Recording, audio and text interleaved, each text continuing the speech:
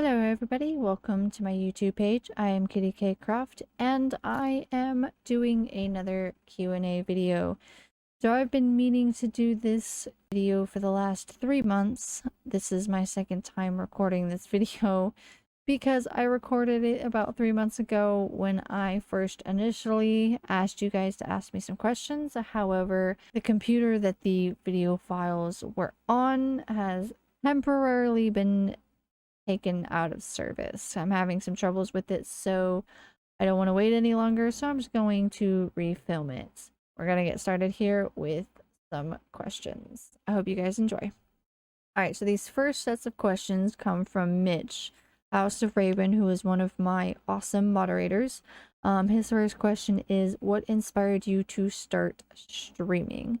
I've been a content creator for many years on YouTube. I've been doing video blogs, let's plays, and I've been doing fan-made music videos since YouTube was even a thing. What got me started on that was just because I liked putting clips of video games to music. That was really fun for me. I started doing let's plays because of I had a friend from the Tomb Raider forums back in the day. His name was Boom Bandy. Unfortunately, he does not have his Let's Plays up anymore. I'm kind of sad about that. But he was really funny. He was hilarious. And he was doing some Angel of Darkness Let's Plays. So that kind of inspired me to start. I started getting into that, and then what actually inspired me to start streaming was watching Melanie Mac, seeing her doing it, and I was just like, you know what? If I'm already doing Let's Plays, why not just do it live? So that was my inspiration there. I just decided kind of on a whim after watching Melanie Mac. She was the only streamer that I watched at the time. I've just been a content creator for many years, and I just basically took it to the next step. The next question is, do I have any advice for people who are thinking of streaming? Basically is just do it. You don't need a fancy webcam, you don't need a fancy mic, you don't need a fancy computer. My suggestion would be to at least have a decent gaming laptop if you want to stream from your computer. However, you don't necessarily need to have that. If you play on Xbox or PlayStation, there are ways to stream to Twitch via those. When I started out on an HP Pavilion laptop, which was not the best. I then switched from that to streaming straight from my Xbox. There is a way to plug up your camera and set it up in the Twitch app if you're wanting to stream to Twitch, which I think you kind of have to start out on Twitch because I don't think Facebook has that integration yet, and I don't believe that YouTube has that integration. You might try and check that out. I haven't tried it yet with YouTube, but I know Twitch you can stream straight from your consoles. I've seen people do it all the time. So my advice is just do it. And you don't even need a fancy webcam either. You can go without a webcam and get yourself out there. Start streaming, start doing it, start creating content. And then as you build and when you eventually become affiliate, you can save up money from your streams, or you can just start saving money if you have a job, buy you a camera, to buy you a microphone. Like literally, I started with a really crappy webcam. Like I started with the webcam that was built into my computer, and then I moved to a Logitech 720p camera, and now I have a Razer brand camera. My microphone that I had at the time was a headset mic, and then my boyfriend's brother gave me a microphone that he had bought, which was the Blue Snowball. And then I upgraded to this beautiful Razer Seren X microphone. So literally, you don't need a fancy setup. Okay, just whatever you have on hand. If you have an Xbox, if you have a PlayStation, if you have a laptop, if you have a camera, cool. If you have a good microphone, cool. But really, anything will do. Other advice I would have is when you first start streaming, don't stream too often. You want to try to stream as little as possible and utilize your Twitter, your YouTube, your TikTok if you have one, your Facebook if you have one, your Instagram if you have one. Build an audience outside of the streaming platform that you are on. And I don't necessarily mean multi-streaming, although you can do that because I've done that. But you want to be active on other platforms. You also want to be active in other streamers' streams. And I'm not talking about self-promotion, all right? Go in, network, talk to other streamers, make friends, and meet people that way, but don't ever self-promote.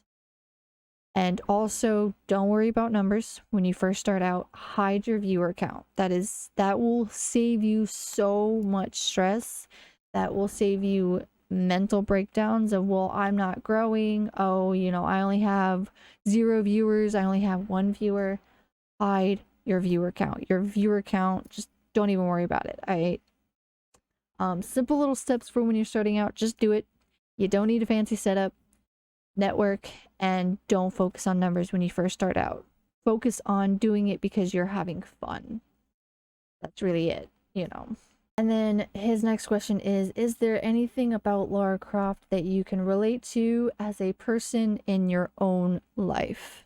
I think I relate to just her sense of adventure, her sense of wanting to go out there and gain knowledge and find things and explore and live life to the fullest, because I feel like that's kind of what she does. She goes out, she explores the world, she's learning new things, and sometimes she's saving the world, sometimes she's setting up apocalypse, you know, and then having to go and save and fix her mistake. But her sense of adventure, her sense of exploration, because I've always been that type of person. I love knowledge.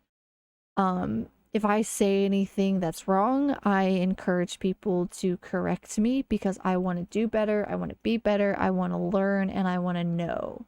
I don't want to be ignorant. I want to have all of the knowledge that I can gain. I want to go out into the world and explore and just live life to the fullest. And I find that inspiring, and I find like that's one of the biggest things I can relate to when it comes to Lara. And then he asks, if you had the chance to create a game of your own, what would it be like and what would you call it? I was creating a Tomb Raider level editor game called Darkness Awakens, where basically it's Lara going on a hunt for a vampire's amulet to save the world, to prevent a really big bad vampire from awakening. If I did actually take that away from the Tomb Raider level editor, it would probably be called Blair Cross Darkness Awakens. And it's just basically a character, and technically it's a novel that I'm writing, but I would love to make it a game too. Blair is basically a 4th generation vampire hunter. Her parents were taken, they disappeared, something happened to them roughly around when I think she was 18, I believe, 16 or 18, I can't remember what I had written. And she basically meets up with her mentor slash family friend who tells her everything. He trains her, and she goes on a hunt and starts killing vampires and is trying to figure out what's going on with her parents. So that would, I think, be really cool as a game if it doesn't ever make it into story form. I think that would make a really cool game, because I also love vampires. And then his next question, and he did this to me on the last Q&A video that I did. He says, choose one: Tomb Raider, Lord of the Rings, or Disturbed. All 3 of these I'm extremely obsessed with.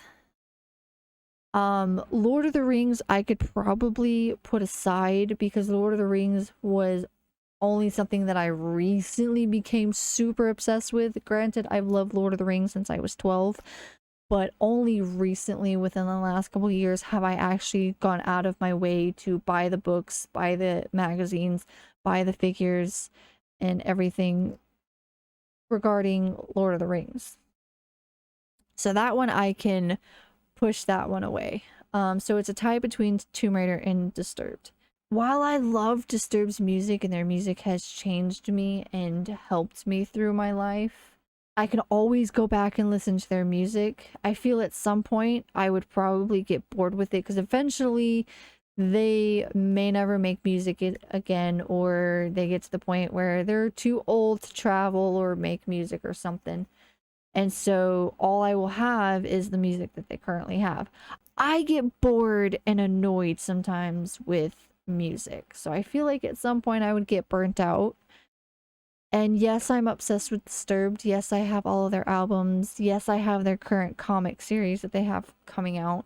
But I don't quite think I'm as obsessed with them as I am with Tomb Raider. I mean, have you guys seen the shrine that sits right behind me?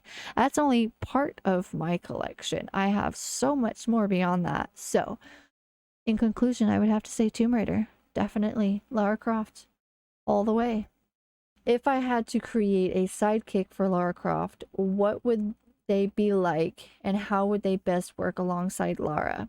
Honestly, I feel like the best sidekick that Lara had was Zip. I know quite a few people didn't like him in the Tomb Raider Legend game. However, I quite enjoyed him in those games and in Chronicles. I liked their dynamic that they had in Chronicles with Lara's little sassy comebacks and, you know, Zip kind of giving it right back at her. Basically, somebody like Zip. If they don't bring Zip back and they bring some other character in, I would love for them to be similar, where they are very experienced when it comes to computers and technology. A little less of the talking and a little less of the communication than they had in Legend. The way that they did it in Chronicles was absolutely perfect. But someone who is really good at computers, who is good at hacking and can hack into things, because I feel like Lara is more of the fighter, the adventurer, the explorer. She's the Tomb Raider. So she's not gonna be all that into computers and technology. So I feel like a sidekick that could do all of that for her and kind of have like sassy little comebacks. And so they both kind of have like little sassy attitudes. So they're just kind of like going back and forth. And I really think that would be a really funny sight to see. If you could only play just one game for the rest of your life, what game and why? Tomb Raider. Hands down, Tomb Raider, no argument. Best game I have ever played. What is your favorite memory of a video game experience? When I finally beat Tomb Raider Angel of Darkness. So basically, I bought this game when I was 13 years old, when I first got my PlayStation. I had bought this game. It was the first game that I ever bought on this console. And I had gotten to the level with Boaz and Curtis Trent. And for whatever reason, for the life of me, I could not get Curtis to target her back paws on Boaz's back. And it was pissing me off. And I got so mad that I threw my controller down on the floor and actually broke a piece of my controller off. And now every time you shake it, it makes a rattle sound. So a year later, an entire year later, I came back to it and managed to finish it like that. I was so ecstatic, and I did it by myself, and I was just absolutely ecstatic. So I think that has to be one of my favorite video game experiences. This last question is, do you have a streaming role model? My streaming role model is KittyCroft. I met him 2 years ago now, I think, almost. I believe I met him roughly around 2019, towards the end of 2019. It was back when I was streaming on Facebook Gaming, and I was still fairly new, and I got raided by KittyCroft. I had heard the name before, so I was like, okay, I know who KittyCroft is, and so inside, I'm freaking out like, holy cow, like, I'm being raided by a streamer that other streamers know. Apparently, he's a popular with the Minecraft community. On the outside, I was very calm.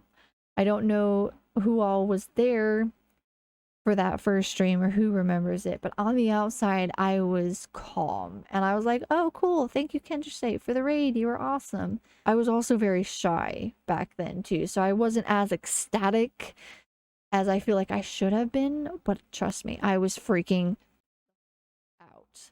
I was like, okay, I need to go check him out. So I started watching his streams, didn't tell him who I was until like maybe a couple months later. I quickly learned he doesn't just raid random people normally. And so I was extremely honored to have been that random person that he decided to raid. And ever since that day, I have become really good friends with him. I am happy to say that I've become really good friends with him. He has helped me out in so many different ways. With my streaming, with my Minecraft server. Heck, he's even sat there and listened to me vent because I was going through a very tough time in 2020, especially towards the end of 2020. I vented to him and he let me vent, and I was like, he was a very good friend, and so I look up to him. And he inspires me every day whenever I watch his streams, his Minecraft streams. Every time he builds something, I get inspired to build something. I was like, hey, I want to build something like that. So yeah, definitely Kendersight is definitely my streaming role model. Alright, these next sets of questions come from Amethyst Blaze, another one of my awesome moderators. He asks, what got you into Tomb Raider in the first place? In early 2000, I sat down, I was watching my dad play a video game with a female protagonist. I actually thoroughly enjoyed what I was seeing. I didn't know that it was Tomb Raider, but it was Tomb Raider Last Revelation. But I watched him play it and I was like, you know what? This game's kind of cool. I like this game. This is fun.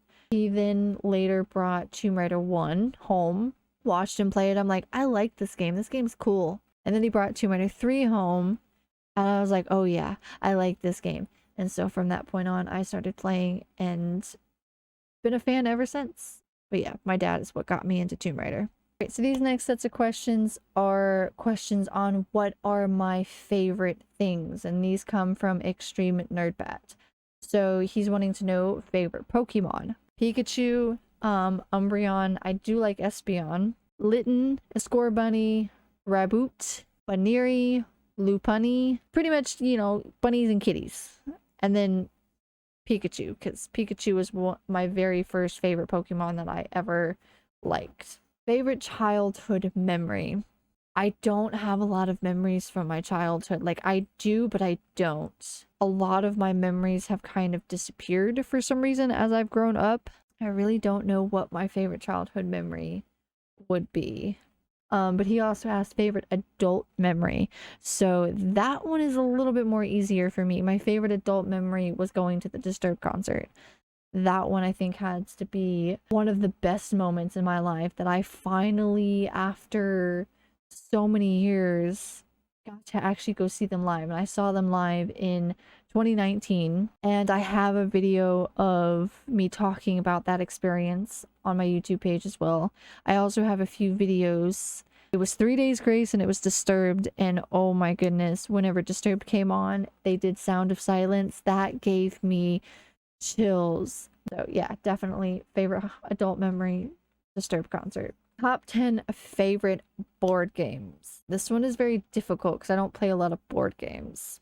All I really enjoy is Monopoly. That's it. Just one. No top 10, just one. Top 10 favorite movies, one per franchise. You are really making it difficult for me, man. So obviously, number one is going to be Tomb Raider, because Tomb Raider, my life revolves around Tomb Raider. Come on, man. Number two has to be Thor Ragnarok, because I thought it was hilarious. Lord of the Rings, The Two Towers. That one was difficult to pinpoint which one out of that series that I liked, but I liked The Two Towers simply because you see more of Legolas, and I love me some Legolas. That's my boy. That's my elf boy. I love Legolas. I love Orlando Bloom. The next one, the fourth one, would be Blade Trinity. I love that one because it has Ryan Reynolds in it, and I really love the dynamic between Ryan Reynolds' character and Wesley Snipes' character. It cracked me up together. Number 5 would be Ultraviolet. Number 6 is Fifth Element. Number 7, Rush Hour. Number 8 is Jumanji. That one is a difficult one to pinpoint because I liked the original Jumanji, but I'm gonna have to go with the reboot Jumanji just simply because it has Dwayne "The Rock" Johnson. I love Dwayne The Rock Johnson. I'm not a huge fan of Kevin Hart, but watching Kevin Hart and The Rock together was hilarious. Number 9 would be Men in Black 2, and then number 10 would be Deadpool number 2, because that one was the funnier one out of the two. And his next one is top 10 favorite cartoons and or anime. Number 1 is Bugs Bunny. Number 2 is Family Guy. Number 3 is American Dad. Number 4 is Black Butler because I love me some Sebastian. Number 5 is Vampire Knight. Number 6 is the classic Courage the Cowardly Dog because why not? Number 7 is SpongeBob. My streams are basically SpongeBob references at this point. Number 8 is Tom and Jerry. Number 9 is Sword Art Online, and I'm so happy I was able to say that because that's always a tongue twister for me. And number 10 is Ruby. Next one is top 10 favorite foods. This one was difficult for me. I had to sit there and I had to literally think about this one. Number 1, chicken nuggets. Love me some chicken nuggets, especially at Lisa's Chicken. I don't know if anybody who's watching this has Lisa's Chicken near them, but oh my god, love it. Number 2 is pizza. Number 3 is hot dogs. 4 is grilled cheese. Number 5 is quesadillas, especially on the border. Oh my god, they're queso also. Love it. Number 6 is spaghetti. 7, mac and cheese, but only the Cracker Barrel mac and cheese. I don't know why. My boyfriend has spoiled me with the fancy kind. Number 8 is peanut butter sandwiches. I could live off peanut butter sandwiches, right? Number 9 is mashed potatoes, and number 10 is Doritos, and my dyslexic brain does not know how to spell Doritos, but yet my dyslexic brain can also read the crappy way that I spelled Doritos. I'm surprised by that. Top 10 favorite books. He likes to know a lot of my top favorite things. So, number 1 is the Tomb Raider Angel of Darkness fan fiction by J.R. Millward. Let me show you guys what that book looks like. Alright, so this is the book. It is by J.R. Millward. It is a Tomb Raider Angel of Darkness fan fiction. This book's a little bit damaged. It's a very well-loved book. It's slightly falling apart. Some of the pages are falling apart too and coming out. I love this fan fiction. I'm a huge fan of Tomb Raider Angel of Darkness. That is my favorite game in the series. And because the game was only like, I think 40% finished whenever it was actually released, there was a lot of questions that went unanswered. And I feel like her fan fiction actually answered those questions. And so I highly recommend it. She has the audiobook on YouTube. Just look up J.R. Millward. Here's how to spell her name if you are curious. It is Angel of Darkness fanfiction. Go listen to it. You can also find it online as well. I highly recommend it. It is a very good book, very good read. I was lucky enough that she gave me a physical copy. I need to get with her to see if I can get another one. One that is not falling apart, hopefully. One that is a little less loved, because this one I'm afraid is going to fall apart if I open it again. Number 2 is the Circle Trilogy by Nora Roberts. It is a vampire trilogy. Absolutely love me some vampires. Number 3 is the Three Sisters Island trilogy, also by Nora Roberts, about witches. Love me some witches. Number 4 is Lord of the Rings, and number 5 is 10,000 Immortals. That is one of the official Tomb Raider novelizations that takes place after the Tomb Raider reboot video game. Number 6 is Tribute by Nora Roberts. Number 7 is Dead of Night by Emily Goodwin. Don't even get me started on that book. I believe this is the one that is an 18+ vampire story. I've only read like half of it and I am in love. It is an entire series. Go read it. It is freaking amazing. Number 8 is Harry Potter. Now, granted, I'm only on the first book, but I'm already in love with it. Now the last 2 were kind of difficult for me to figure out. I had originally written number 9 as Zach Bagans books, so anything that was written by Zach Bagans. And number 10, I kind of just had a random one, but I'm actually going to change up my opinion. on that one to replace it with this one, James Patterson, The Shadow. This one, I've gotten halfway through it, and holy cow, it is amazing. So that would be number 10. Top 10 favorite bands. First one, obviously, going with Disturbed. As you can see, I've got the little tapestry behind me. Love Disturbed. Of course, you guys knew that was going to be number 1, right? Number 2 is Three Doors Down. Number 3 is 3 Days Grace. 4 is Five Finger Death Punch. Love and respect the lead singer. He is awesome. He is a cool dude. Number 5 is Metallica. Number 6, Papa Roach. 7, Skillet. 8, Seether. Number 9 is Saliva. I got to meet the drummer. I was super excited for that. I posted a picture on my Instagram at one point. I was so excited. I got to meet him. It was so cool. And number 10 is Linkin Park. Rest in peace, Chester. Favorite games for each console. So Angel of Darkness for the PlayStation. I'm just going to narrow it down because I don't have a specific one for each generation. I'm just going to say Angel of Darkness for PlayStation in general. For Xbox, originally had Paladins written down, but at the same time, I've also gotten into Fortnite. There's a little bit of a tie right there on those, so I can't quite decide. For the Switch, it's Let's Go Pikachu. I don't care what anybody says. I like that game. For the 3DS, it's Pokemon Yellow, simply because it was a classic and because it has Pikachu in it. Freaking love me some Pikachu. For the PSP, any of the classic Tomb Raiders. I don't care. I believe he is only asking for one for each console, but classic Tomb Raider. Classic Tomb Raider. Any of the classic Tomb Raiders. Alright, leave me alone. For the Wii, would have to be Wii Sports. And for the Oculus, would be Beat Saber. Top favorite games. So, this one is a little bit more difficult. For number 1, it's a tie between Tomb Raider Chronicles and Tomb Raider Angel of Darkness, but if I really, really had to pick, obviously I'm going to go with Angel of Darkness. Number 2 is Minecraft. Number 3 is Lord of the Rings Online. Number 4 is Assassin's Creed Odyssey. Number 5 is Destiny 2. Number 6 is Pokemon Let's Go. 7, Fortnite. Don't come for me. I actually enjoy Fortnite. Leave me alone. Number 8 is Paladins.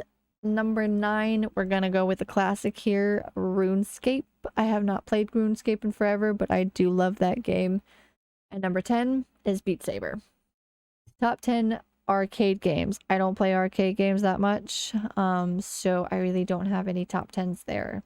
This next one comes from Devil Pizza. He's asking, what is my favorite thing to do? Playing video games, streaming, hanging out with friends. I love streaming and I love hanging out with everybody in my community, hanging out, talking, having some laughs, working on like projects, like DIY projects. I love DIY projects and writing stories. I have so many favorite things I like to do and not enough time to do them. Oh no. Next question comes from Mr. Obvious. He is also another one of my awesome moderators. He asks, will I be attending any conventions next year? If so, which ones? I kind of had some plans to go to conventions, but I don't know if I will be able to next year. But if I do, PAX South would be one of them. I kind of wanted to go back to A-Kon next year, because I haven't been in a couple years. Sand Japan is probably another one that I would consider. Alright, that is all the questions that I have for today's video. If you guys have any other questions, please feel free to leave them in the comments, and I will either answer them in the comments or I will answer them in the next Q&A video. I hope you guys enjoyed this video, and make sure that you like and subscribe and follow me on all of my social medias. I will link them down in the description. Bye everybody. Thank you.